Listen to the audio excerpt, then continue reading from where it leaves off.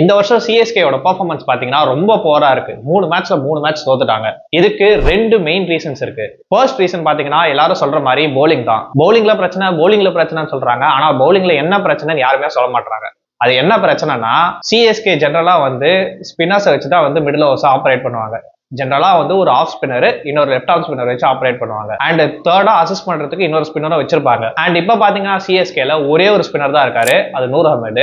And சிஎஸ்கேக்கு வந்து அவங்களோட greatest ஸ்ட்ரெங்தே பாத்தீங்கன்னா வந்து ஸ்பின்னர்ஸ் தான். ஏன்னா நீங்க பழைய சிஎஸ்கேவோட டீம்ஸ் எல்லாம் பாத்தீங்கன்னா வந்து ஸ்பின்னர்ஸ் தான் வந்து டாமினேட் பண்ணுவாங்க. ஃபர்ஸ்ட் வந்து முரளிதரன் இருந்தாரு, அப்புறம் வந்து அஸ்வின், ஜடேஜா, இம்ரான் தாஹிர், இந்த மாதிரி வந்து நிறைய ஸ்பின்னர்ஸ் வந்து வச்சிருந்தாங்க. அதுவும் வேர்ல்ட் கிளாஸ் ஸ்பின்னர்ஸ். ஆனா இப்ப பாத்தீங்கன்னா ஒரே ஒரு ஸ்பின்னர் தான், நூர் அஹ்மத் மட்டும் தான் இருக்காரு. பிரசாந்த் வீர் இருந்தும் வந்து அவங்க யூஸ் பண்றது இல்ல.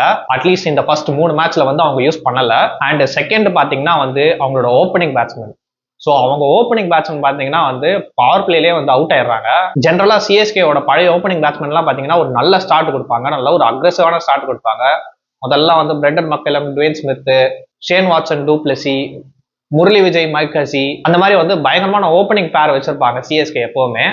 ஆனா இந்த வாட்டி வந்து ஓப்பனர்ஸ் ஃபெயில் ஆகிறதுனால மிடில் ஆர்டர் பேட்ஸ்மேன் மேல நிறைய ப்ரெஷர் போகுது. ஸோ இதுதான் 2 மெயின் ரீசன்ஸ். ஸோ இதை பத்தி நீங்க என்ன நினைக்கிறீங்கன்னு சொல்லிட்டு கமெண்ட் பண்ணுங்க. அண்ட் வீடியோ பிடிச்சிருந்தா வந்து லைக் பண்ணுங்க. அண்ட் சேனலுக்கு புதுசா இருந்தீங்கன்னா மறக்காம சப்ஸ்கிரைப் பண்ணுங்க.